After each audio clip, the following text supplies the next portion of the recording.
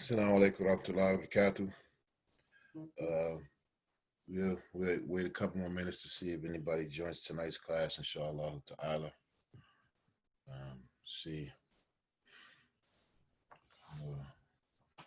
people, see if, see if people are interested in learning with me. I don't know. Okay, let me get ready to be online.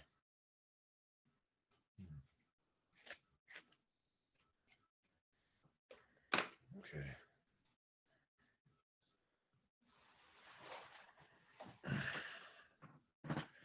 We give about 3 more minutes to see who joins in. Inshallah.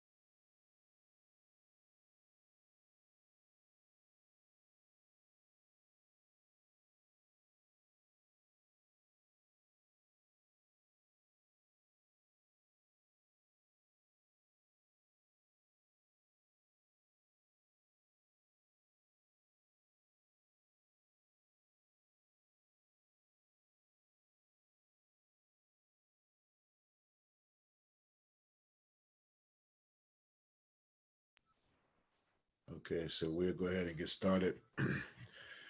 Bismillah, in alhamdulillah, نحمده ونستعينه ونستغفره ونؤمن به ونتوكل عليه ونعوذ بالله من شرور أنفسنا ومن سيئات أعمالنا من يهده الله فلا مضل له ومن يضلل فلا هادي له وأشهد أن لا إله إلا الله وحده لا شريك له وأشهد أن محمد بن عبد الله صلى الله عليه وعلى آله وصحبه وسلم عبده ورسوله ثم أما بعد فإن أصدق الحديث كلام الله وخير هدى هدي محمد صلى الله عليه وسلم وشر الأمور محدثاتها وكل محدثة بدعة وكل بدعة ضلالة وكل ضلالة في النار. Okay, we'd like to welcome to this installment. We'd like to welcome you to this installment of Our Creed Made Easy, Al-Aqidah Al-Maysara. It's a course that we're doing to cover the basics of Aqidah, inshallah, or the beliefs that is necessary for a Muslim to know, inshallah ta'ala. And hopefully if you are tuning into this session or you reviewing it later, it is assumed that you previewed the previous lesson, so it will be to your benefit. You know, it will behoove you to have reviewed the previous lessons, because you know, if you're not following the lessons all the way through, then there's really, you know, I'm going to keep doing it anyway, but it's really for you to learn, because this is about, you know, making sure that people know their necessary knowledge. Okay, so before we get into today's lesson, we're going to do a review, inshallah ta'ala. Okay, so get the share screen. All right. Let's see how this is working. Okay. All right, so a review from last week. All right. So we're going to review from last week.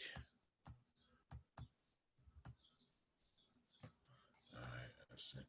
All right. So the first thing is that we had last week, we talked about rational judgments, al-hukm al-shari. All right.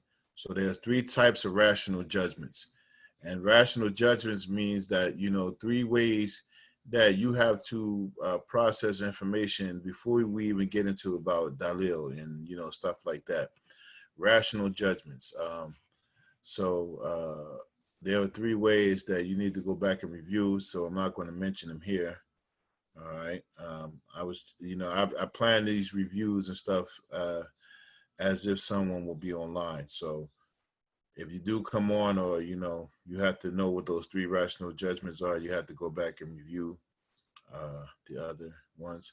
All right. So now when we talk about those three rational judgments, one of them is here. The English is obligatory. I want you to know the Arabic. All right. So now as we get into obligatory for the accountable person, which is mukallaf, to know and accept 20 attributes for Allah subhanahu wa ta'ala.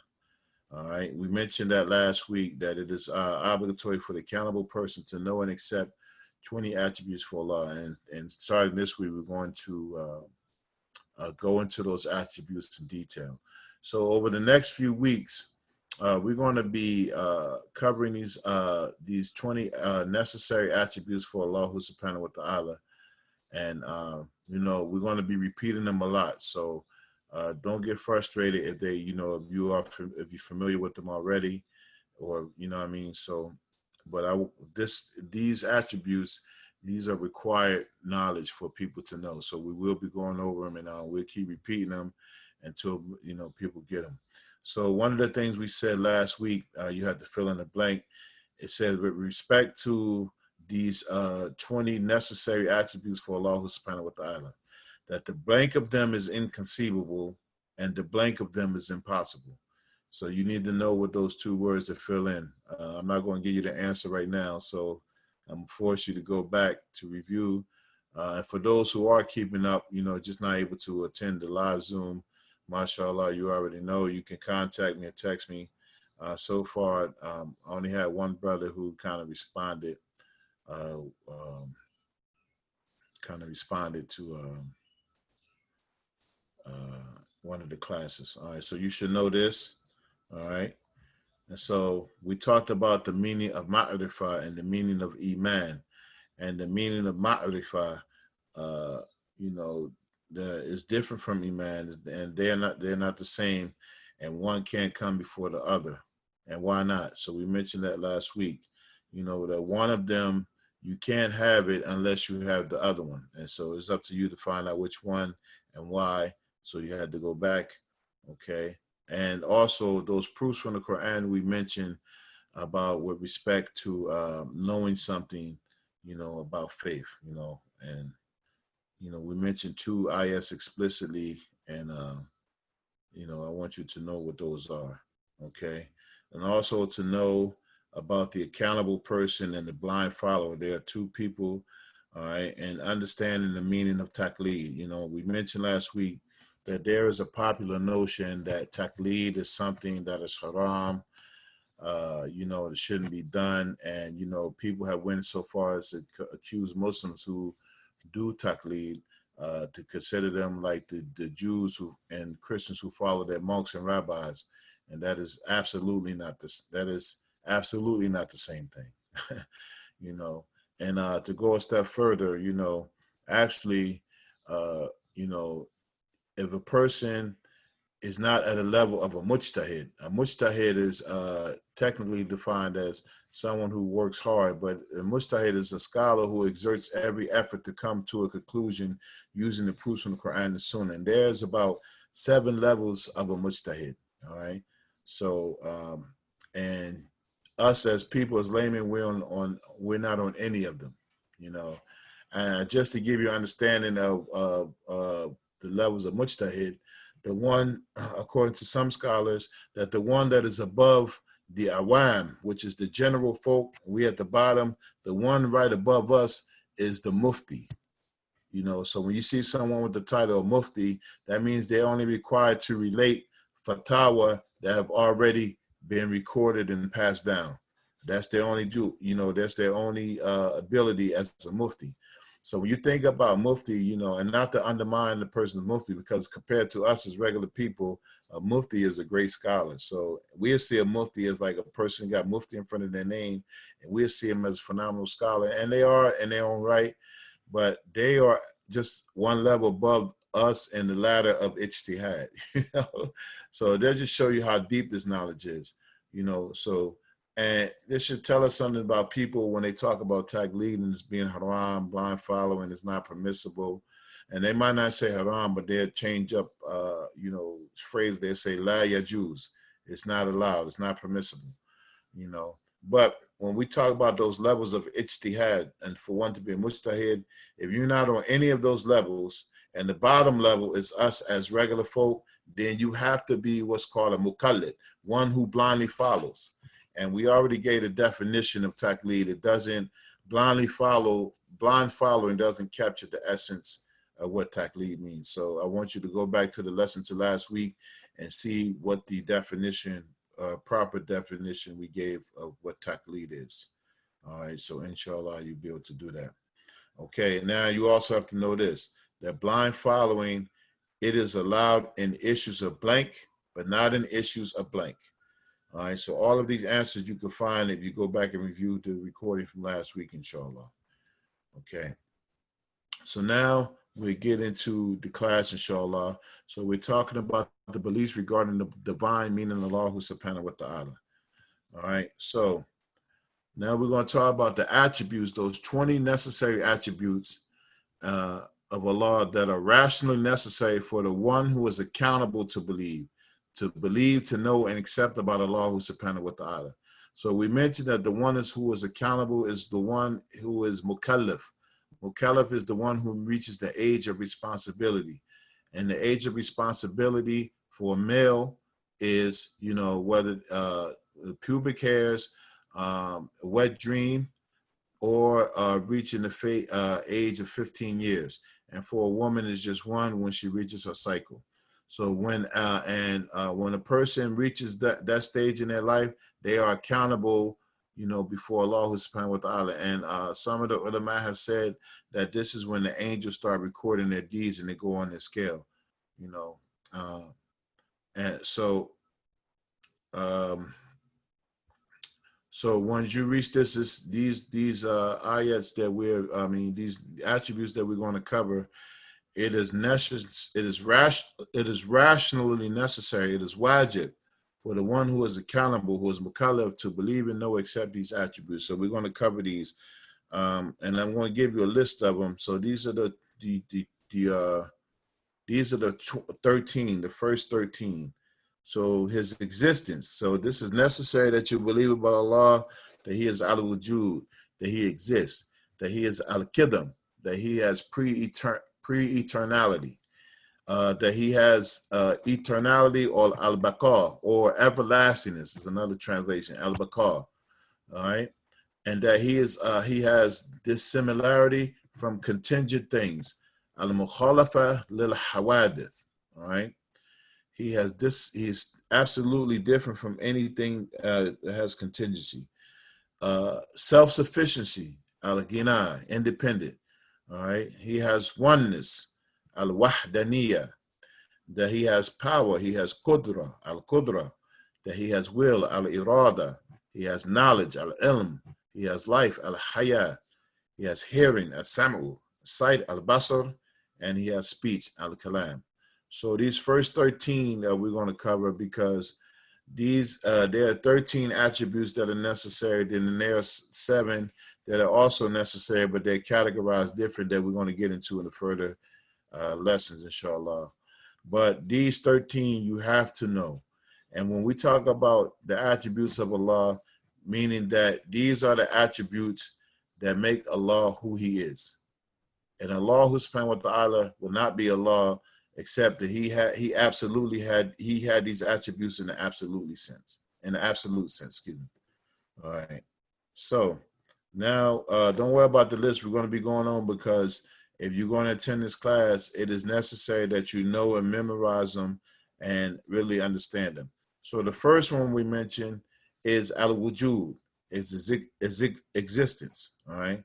So this is the first necessary attribute that one has to know before Allah subhanahu wa ta'ala.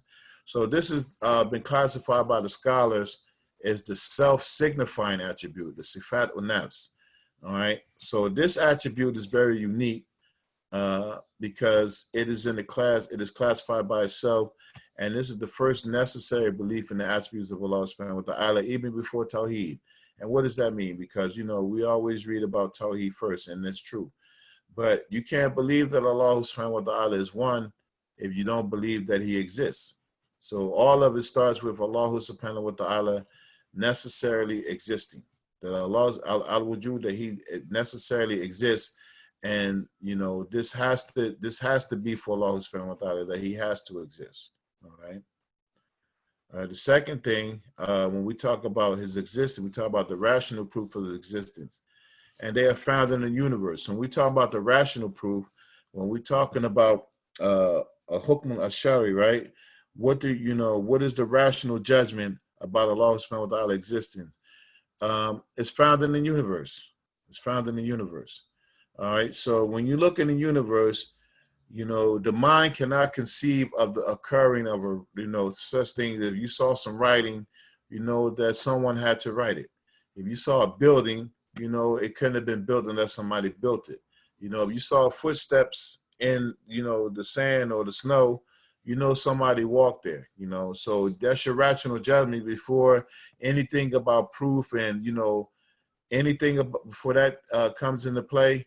Your rational mind has to understand these things, or else it won't make sense, And then when we look at the perfection in the galaxies and the planets, it is inconceivable that it didn't have a designer, that it was not by design, So you think about the planets and how they're in orbits and they all flow, in perfect unison, how, the sun is exactly at the right spot when it's in the zenith, and if the sun was any closer, just by a centimeter, we wouldn't be able to stand his rays. And if the sun was any further away from the earth, we wouldn't be able to benefit from his rays, and we would cease to exist because we wouldn't have the sunshine to give us that life that we need. So Allah subhanahu wa ta'ala is al-wujud. He is existing, all right? And this is known as the self-signifying attribute, sifatun nas. So remember we said this is one in a class by itself, all right? And when we talk about Allah's existing, the rational mind, you don't need a proof to believe that, all right? And so when we talk about the necessary attributes of Allah subhanahu wa ta'ala, they also have opposites, and the opposites that we believe are mustahil, all right? So the opposite of al-wujud is al-adam.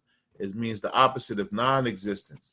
And when we say non-existence, it is rationally impossible, mustahil, that Allah subhanahu wa ta'ala could not exist. It is necessary that he exists, and it is impossible that he would not exist, all right? Because without his, if you think about it, if he did not exist, then nothing else would exist. So the rational mind cannot accept non-existence for Allah subhanahu wa ta'ala, And the rational mind has to accept that Allah subhanahu wa ta'ala does exist, all right? So that's an example. All right, and we revisit the definition of mustahil, and it's the rationally impossible, which the negation is conceivable, and affirmation is unacceptable. All right, so we can negate, this concept about Allah subhanahu wa ta'ala not existing. You can see that it's conceivable that that's not true, that Allah has non-existence. An affirmation of it is unacceptable. We can never accept that Allah doesn't exist. And existence is unacceptable to the sound intellect, meaning that for Allah to be non-existent, your mind would not even, it doesn't even make sense to your mind, and then Allah subhanahu wa ta'ala further gives you proof to, show you why it doesn't make sense, All right. So the next slide, we'll continue more with the existence of Allah subhanahu wa ta'ala to summarize it. We talk about the existence of Allah.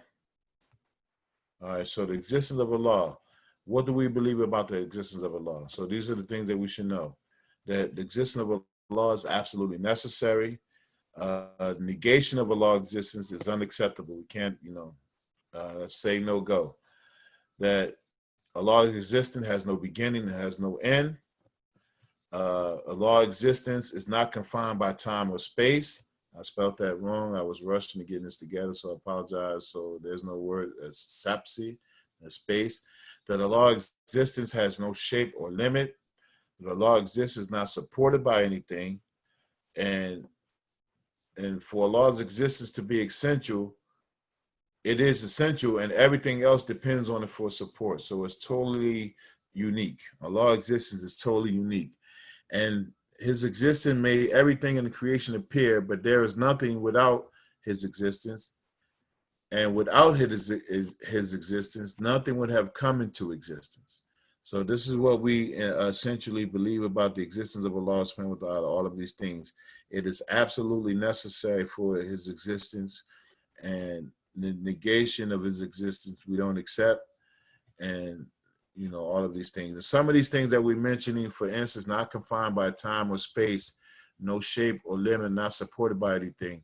As we go deeper into these issues of aqidah, of course, this is just, remember, this is aqidah made easy, but as we go deeper, you'll see why the scholars came up with some of these things, and how some of the people who are so-called, aqidah experts, how they are mistaken and incorrect in this particular affair about aqidah, because there are some things that they say that is not acceptable for the rational mind to believe these things about Allah subhanahu wa ta'ala. Because if these things were possible for Allah subhanahu wa ta'ala, then it means it would make Allah subhanahu wa ta'ala like his creation in some ways.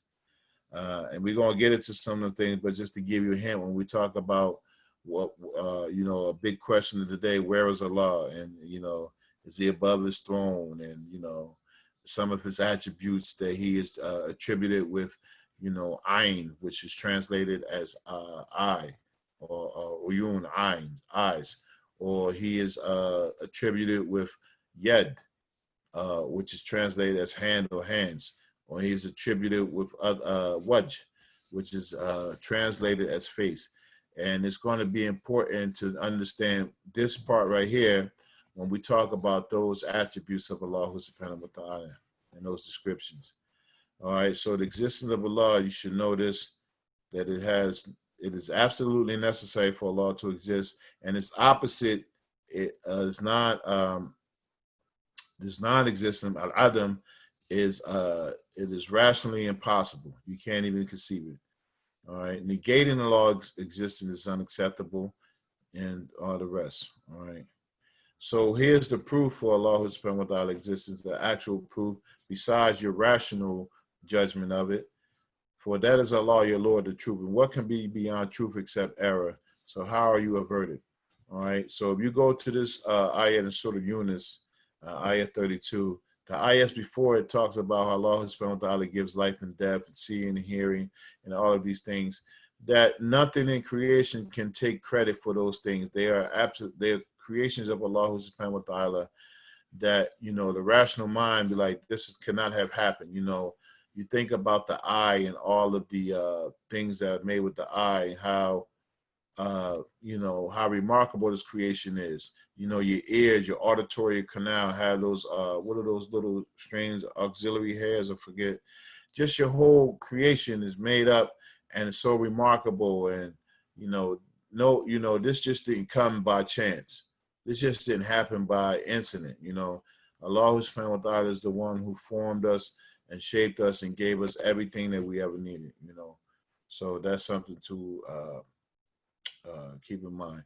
So we're only going to cover the first attribute today. And so the first one is al-wujud, all right? The first one is al-wujud, all right? So for this particular session, you can go back and, recite those 13 that we're going to start with, because the other 7 are going to be classified different. So I want to give them to you different, inshallah. But the first necessary attribute, that the one who was mukallaf, the one who has accountability, and they have the rational judgment, it is wajib upon them to believe that Allah subhanahu wa ta'ala is wajib, that he exists, all right? And is also the opposite, which is non-existence, al-adam, is something that's called as mustahil. It is rationally impossible to conceive that Allah subhanahu wa ta'ala doesn't exist. All right. So it is obligatory to believe that Allah exists, and it is rationally impossible to believe that Allah subhanahu wa ta'ala is attributed with non-existence. All right. So that's the gist of the lesson today, inshallah. So we'll continue next week. And again, we're going to take a few weeks to make sure we digest these necessary attributes for Allah subhanahu wa ta'ala. It's going to be very important. And then at the end of this course, we're going to cover another subjects, because it's going to be very vital to what we understand in the areas where we live in, what we've been exposed to the last 20 years, how we got to offset some of this stuff that's been incorrect. And it might came through in glossy books, and many of us, we still adopt some of these ideologies and thinking that they are correct, and we're going to prove, especially one, I'm going to leave it to the end, so you got to follow me to the end if you want to know what I'm talking about. I know you want me to spill the beans, but I'm not. But it's important us to know, to be grounded in aqidah and know what is necessary for Allah subhanahu wa ta'ala, what is wajib for Allah subhanahu wa ta'ala, what is impossible, what is mustahil for Allah, and what is jaiz, what is possible for Allah subhanahu wa ta'ala. All right. So we'll cover that, but remember these attributes that we mentioned, the first 13, and then we're going to, in a later session, we're going to cover the next 7 to cover the 20. And remember, these 20 ayats are wajib. It is an obligatory on you as long as you meet the requirements of mukallaf. And mukallaf, that you reach the age of responsibility, that you have your senses intact. And the other thing is that the message of Islam, the correct message of Islam, has reached you. All right. So go back, after you watch this, inshallah, if you do watch this course, I hope, you're watching, go back and review the other one, inshallah. And of course, if there are any questions, if you review anything that we covered that you might not understand, you can hit me up, you can email me, or you can email the Kuba School and Islamic Center email, inshallah. We'll make sure it gets answered. And for those, if you got my personal number, you can hit me there. Okay, so and any questions you got, feel free to ask. Anything you don't understand, inshallah, we'll be sure to clarify it. So, okay, we're going to end there. I don't want to make these classes too long. I know people are busy, and then when they do have to go back to review this stuff, I don't want it to take up a lot of their time. So to recap, what I want you to take away from this, 20 necessary attributes. The first one is al-wujud. The first one is al-wujud. And that is Allah subhanahu wa ta'ala, his first necessary attribute that we must believe is that he exists. And we ask Allah subhanahu wa ta'ala to give us beneficial knowledge that we can work by, inshallah, and give us the ability to learn it and digest it and teach it to others. I mean, so hopefully, inshallah, you'll be able to tune in next week, or if any of you are able to watch this session, and if you have any questions, please feel free to contact me. So we ask Allah subhanahu wa ta'ala to accept this effort from us. Ameen. Subhanaka Allahumma wa bihamdika. Ashhadu an la ilaha illa anta astaghfiruka wa atubu ilayk.